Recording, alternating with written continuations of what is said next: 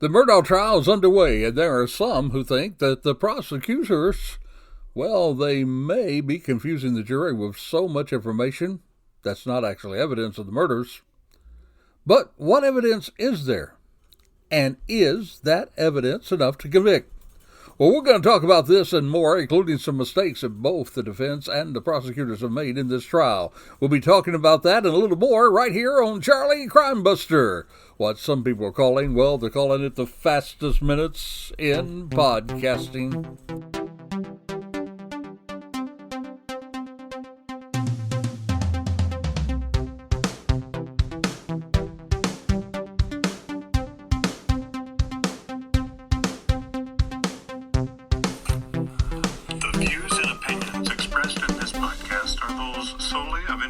Interviewed and participating in this show and do not represent those of Peacemaker Network and Charlie Crime Buster.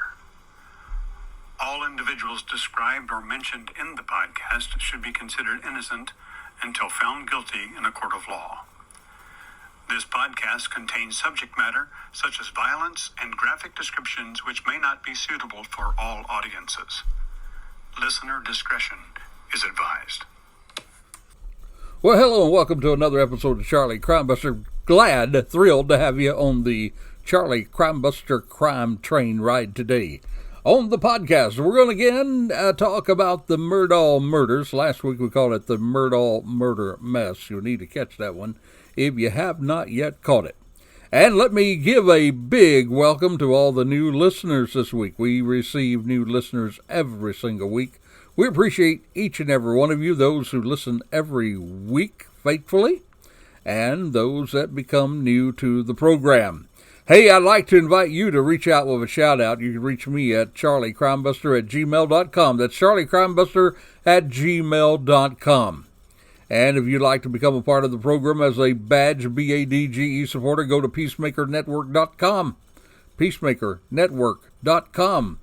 There you're going to find how you can not only help us with the podcast, but you can help support America's heroes. That is, the law enforcement, first responders, and the military.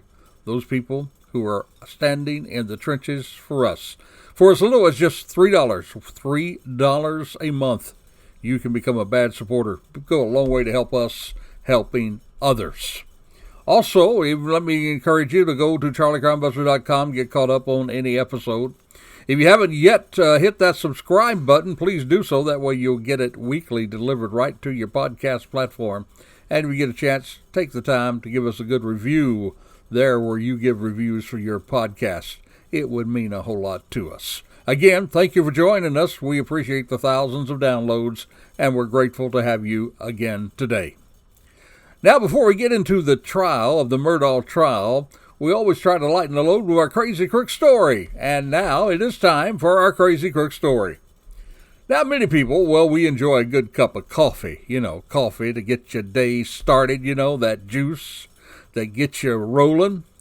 Well, I guess one thief, he thought it might be very profitable to rob a coffee shop. And he thought he would pick the middle of the morning, after the sales are up somewhere and a lot of people are getting that go juice to get them going for the day. So now he's ready to go, he thinks. Well, he has black clothing on. He even puts gloves on to hide his prints. Then he puts the ski mask on to hide his face. He has his stopwatch out because he wants to time out exactly how much time. He wants to time exactly how much time it takes him to get in and out before the po-po get there. But what he did not count on, my friend, in the middle of the morning, that coffee shop was pretty busy, and there was a whole line of people standing. So this dumb idiot, this crazy crook, he decides to stand in line there, complete with his ski mask, his gloves. Then he realized, boy, this is a crazy thing I'm doing. And he realizes he's got to get to the front of the line, so he starts pushing people aside. This person, that person, that person. He gets almost to the cash register, and suddenly clank. He realizes that his hands are now in handcuffs. Cuffed behind his back, you see. Because little did he know, well, he didn't know, well, cops love a good cup of coffee as well. And two of those people that he was hurriedly shoving aside to get to the cash register, well, unknown to him, who was focused on getting to the cash register, there was not one, but two cops, and get this, they were in full-fledged uniform. Yep. So, Mr. Crazy Crook, you might want to check out the next coffee shop you try to rob to see if any cops are there. And whatever you do, best not to try to rob a donut shop. Right? There'd be a whole bunch of cops there, because we cops, we love donuts. Well, my friend, this guy who decided to rob a coffee shop in front of two cops, this indeed is Charlie Crimebuster's Crazy Crook of the Week. Okay, now let's get to our story. Well, we know that there are many mistakes in all investigations, and that's true in every one, but there are some glaring ones in this one as you look about this particular trial. But you might want to ask yourself why this particular trial has gone viral. Why is it being featured on court TV? Why is that trial now being talked around the proverbial job water cooler? Well, it has a lot to do with who this family is and or was. Just who is the Murdaugh family and why were they so powerful? Well, the Murdaugh family, they had a decade-long dynasty that was as the district attorneys for 5 counties in South Carolina's Low Country. You see, there was Randolph Murdaugh. He was the founder.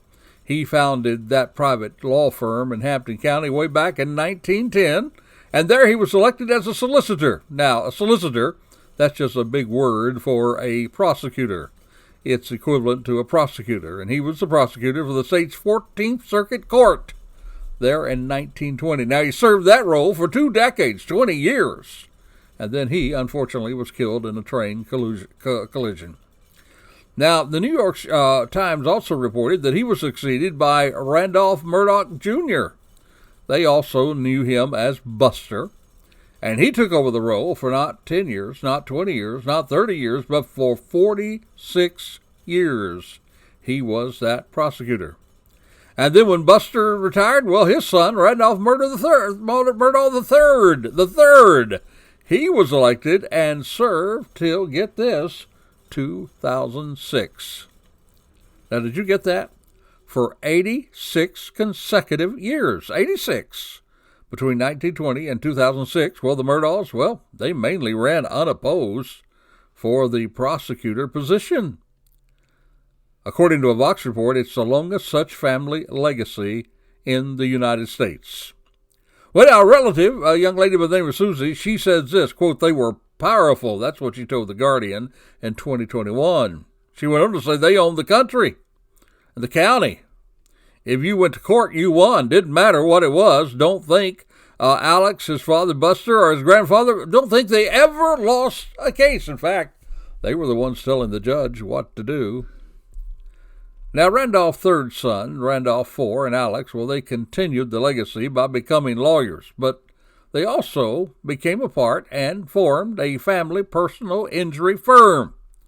Now, they did not serve as solicitors or prosecutors, but they did volunteer as prosecutors, while at the same time running the family firm. Now, remember that. Alex had experience in crime and crime scenes from that. Well, now, Alex, he was eventually fired from his position as a volunteer prosecutor, but he did remain a well-known attorney throughout the time.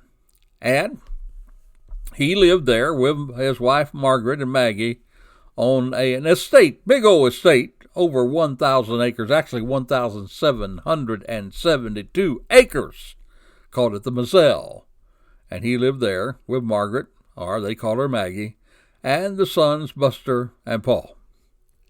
But my friend, I want you to know he's not spending much time on that 1,772 acre estate now, but he sure has been spending a lot of time in court. Now we have to ask about the path that led Alex Murdaugh to a seat at that defense table there in the courthouse, there in Waterboro. Well, my friend, unfortunately, it's been paved with tragedy after tragedy. As some people call it, bombshell after bombshell. I guess if you want to know where it really all started, you can go back to a February night. back on February the 24th, a few years ago, let's say 2019. That's what my research found. And there was a big oyster roast. And then Paul Murdaugh, he stopped by that roast, but then he got a few drinks for his friends. And they went out on his dad's boat, big 17-foot boat, had 5 of his friends aboard. Only problem was, my friend, you see, alcohol and boating just does not match. Because, my friend, they drunkenly crashed that 17-year-old boat. Crashed it with 5 of his friends aboard. 3 of the passengers launched into the water. And sadly, it included a beautiful young lady by the name of Mallory Beach, whose body they did not find until a week later. And it was miles from the crash site. Fishermen found it. The precious body of Mallory Beach. Remember, she's somebody's precious daughter, and she died. Well, that incident, my friend, in that small area, well, it really just caught the attention of the entire town throughout Hampton County. And Paul, he was charged. It didn't matter who he was. If he was a Murdaugh or not, he was charged with boating under the influence. And then there was a lawsuit, and that lawsuit not only named Paul, but it named his father, even his brother, who helped them get that alcohol under the legal age. Now, you say, how did this bring this all to be in? Well, that civil case, you see, that's what brought the spotlight on Alex Murdaugh's financial records. Now, you know, if you've been following this trial, there's been a whole lot said about Alex Murdaugh's financial problems. Well, because there was this civil suit, then spotlight goes on Alex Murdaugh's financial records. And then they found, and prosecutors are even alleging this in the court, that he had accrued substantial debts over a period of years. Then to cover those debts began to mount up. Well, then he began to engage in illicit financial crimes. He thought he was smarter than everybody, smarter than anybody else. He'd take a little bit here and a little bit there and move a little money there and a little money there. The only problem was he was stealing that money. He was misappropriating that money from not only his own law firm, but actually his own clients. Now, all of this lawsuit, this civil litigation, was in motion. And that motion would have resulted in exposing Murdaugh and his financial misdeeds. And that was becoming known to others now. But then, on June the 7th, now remember, we're going back from that terrible, terrible boating accident back in 2019, but now we're coming up to June the 7th of 2021. The pressure now has increased because then he was asked by someone on the law firm, a colleague, that they needed an explanation later that day as to where hundreds of thousands of dollars in legal fees owed to the firm, where had they gone? They had been taken by Murdaugh, but where did they go? And Murdaugh, well, he didn't even have he didn't have the money, and he did not even have a real, plausible legal explanation and how to respond to that. But, wait a minute, there was a way that he didn't have to answer those questions. You see, there was interruptions taking place. He got a call from his dad that his dad had, somebody that called and said that his dad had been taken to the hospital. Very, very poor prognosis. Now, that wasn't good news, though, even though it may have got him out of the hot seat for a little bit, because his father had loaned him money. His father co-signed the loans, and now, if he loses his father, he's going to be in worse shape than ever. But then on that same day now, back in June, that same day at 10:07 p.m., there was another phone call made. Alex Murdaugh called. This call was to the police. And Murdaugh reported that his wife and his child had been shot. Yep. Back there on that big estate, on that 1,770-acre county estates. He said they had been shot and they were not breathing. Now, the officers, as they got there, Well, Murdaugh, he began to suggest that the killer's motive, well, that it could have come from that way back there to that February 2019 boat wreck. That wreck that resulted in the tragic death of Mallory Beach. You see, a whole lot of people were mad about that. They were mad that it seemed like his son Paul was getting away with it. And by the way, his son Paul was one of the people that was killed that night. Both him and his mom, interestingly enough, by two separate weapons. Murdaugh, he said, he almost certainly said he knew that's what it was, the boat crash. He said the boat crash. That's what, prosecutors wrote in the court papers. That's what the responding officer wrote about. And so based on his own statements, Murdaugh, then he placed into motion that issue from the very onset of the investigation into the murder. He tried to tie the motive to those events that happened 2 years earlier, to that boat crash. Now, for about 3 months, give or take a little bit, after that terrible, terrible night when his wife was murdered and his son was murdered, people kind of looked at old Alex and they thought, man, he's really had it bad.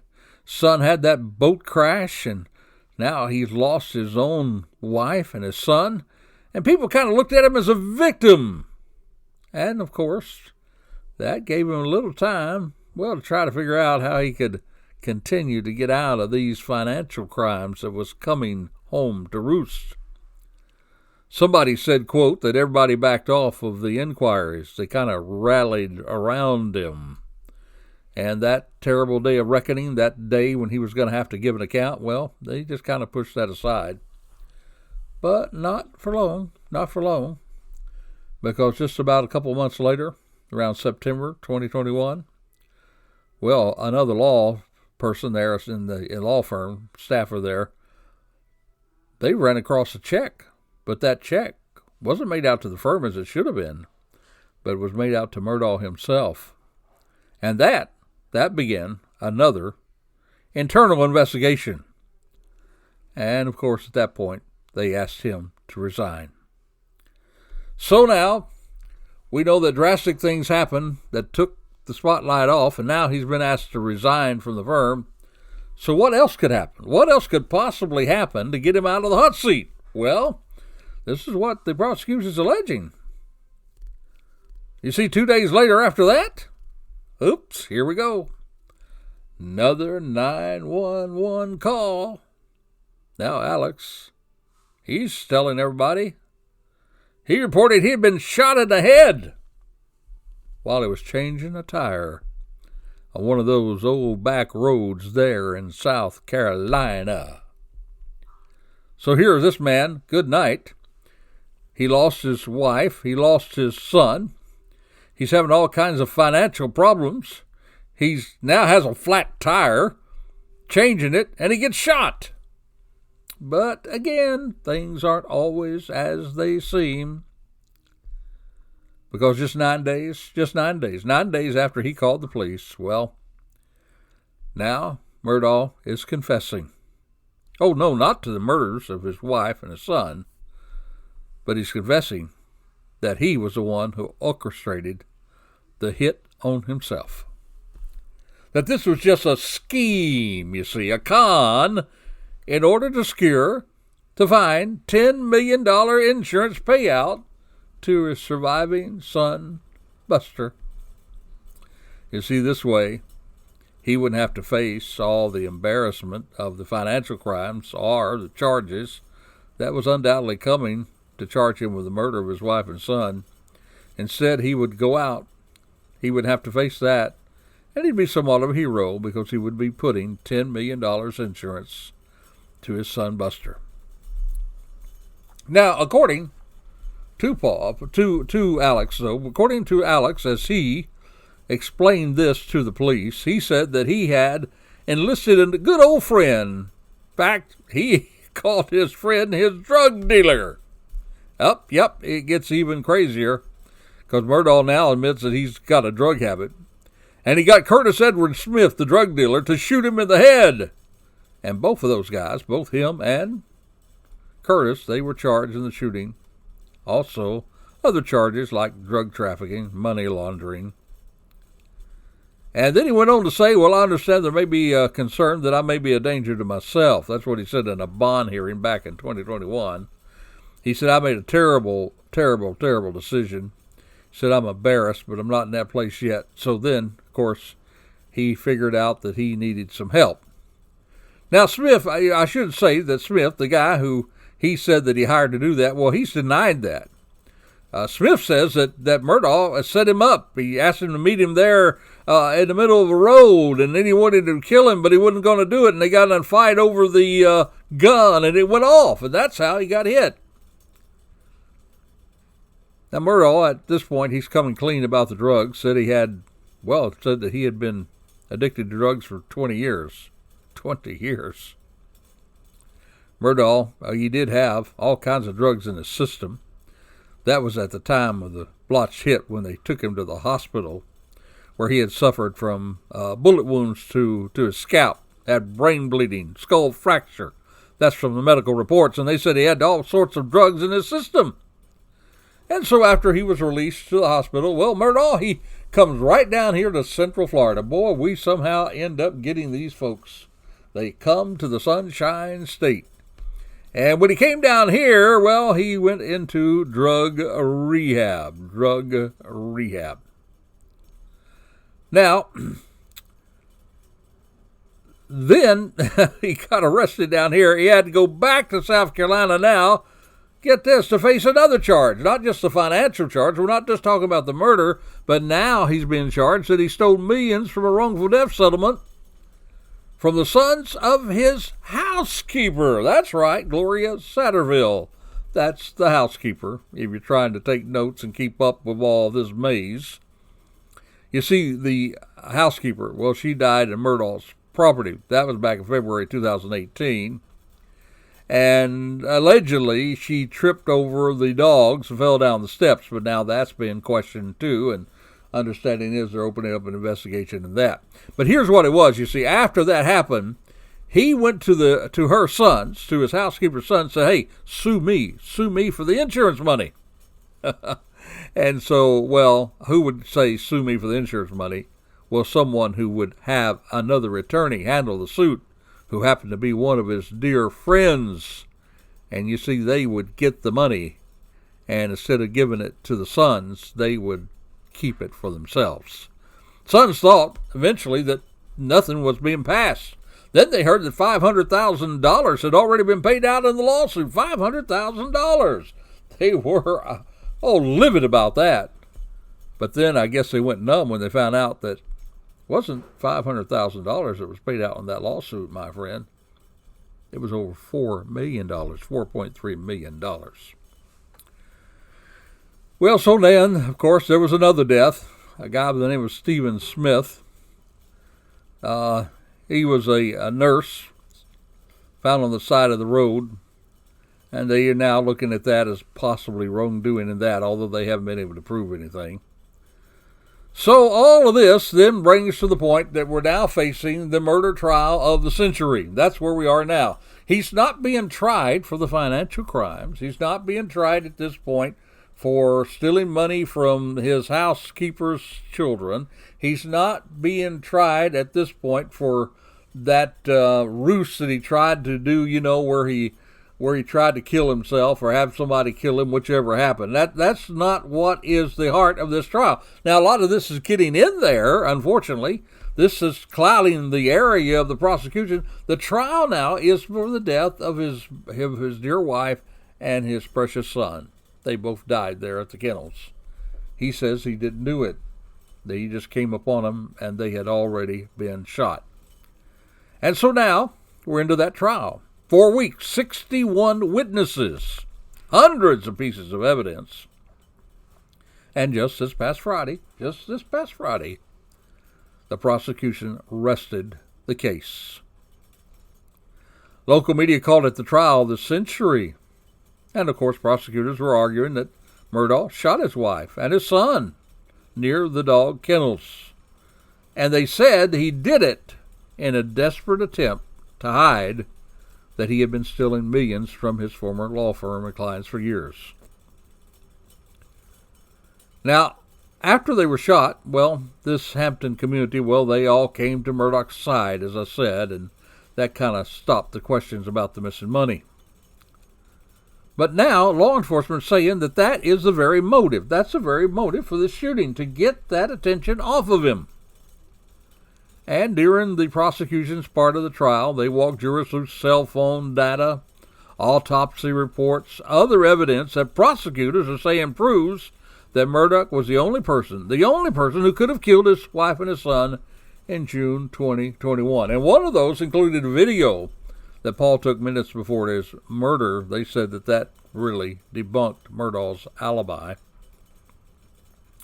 But now there are other people who think differently. Several legal experts, they say that despite this mountain of evidence, well, conviction may not be that easy. Others are even commenting on the way the evidence or lack of evidence was collected. There's a guy, good dude, by the name of Joseph Scott Morgan. He's the scholar of applied forensics there at Jacksonville State University here in Florida. He also has a podcast. He calls it Body Bags with Joseph Scott Morgan. And he's saying that crime investigators, well, they just flat failed. They did not do a forensic probe of the house. He said, quote, "We've got somebody saying they just kind of went into the house and took a little look." He said, that's not the way you do it. He said, you got to go into the house. You want to take these locations. You take apart drain traps. You want to look around the edges for particular areas of tissue, blood deposition, all this kind of stuff that you're looking for, where blood might be deposited. Well, it wasn't done. And he says that's the most likely spot where he could have cleaned himself. And because that was not done, because the house was not considered a crime scene at that time, well, probably, my friend, valuable evidence was lost. And there are other reasons why some believe the prosecution may be in trouble in proving their case. That main reason? Well, it's the prosecution's lack of hard evidence that directly ties Murdaugh to the crime scene. And lack of an explanation of why this 54-year-old guy would want to murder his family, when several witnesses have said that his family was his number one priority. And that's not even taking into consideration that they were killed by two different weapons, a rifle and a semi-automatic gun. It was used to kill both Murdaugh's 52-year-old wife and his 22-year-old son. That rifle, that shotgun, has never been recovered. You know why? Because they didn't look for it good enough that night. Or maybe he didn't do it. Well, one former prosecutor said, he said that the state has a very tough circumstantial case with no clear motive, little direct evidence. He says that he still thinks the defense has an advantage, but the prosecution had gained a lot of ground. Now, if you remember, I told you that I thought that as far as proving financial crime and proving that he is a scoundrel, well, we would give the prosecution an A+, right? But I said as far as proving his murder, I'd have to give them a D, maybe even a D-. And I mentioned that they would have to get that to an A to get a conviction. Well, now here's what I believe. I do believe they took it from the D. They took it from a D with some of the last stuff they did this last week, and they moved it up to about a B. About a B. I don't think a B is going to be good enough to get an acquittal. And here's the other problem that the prosecution has. See, now they've already wrapped up their side of the case. Now it's time for the defense. It's time for the defense to begin to knock holes in their case, to begin to drive home that reasonable doubt. Will they be successful? You see, the defense, they've also made some real blunders. You see, they've opened up things by cross-examination that was already closed. Evidence that should not have come before that jury was then brought before the jury because they asked questions on cross-examination that opened the door. That was something that even a rookie attorney should not do. And so more of that bad credibility came before the jurors. But the question is, that bad credibility, about financial crimes and other things. Will that convince this jury that he also murdered his wife and his son? Or will that just cloud it a little more to where they just have so much overthrow of evidence that's not direct evidence that they say, hey, you proved the financial crime, but you haven't proved murder? Well, what say ye, my friend? What say ye? We're getting to the defense side now. We're going to be telling you all about it in the next week or so. And before it's over, I'm going to give you a prediction. I'm going to give you my own prediction of what this jury will do. And by the way, friend, I got to pat myself on the back. Haven't been wrong very often in these juries' verdict. But what say ye? Lots more ahead. Hey, you stand by. Next week we're going to tell you how the defense is doing. Told you a little bit how the prosecution is doing. So until next time, this is Charlie Crime Buster, reminding you, hey, my friend, you be safe, you be alert, for, yep, the life you save, it may be your very own.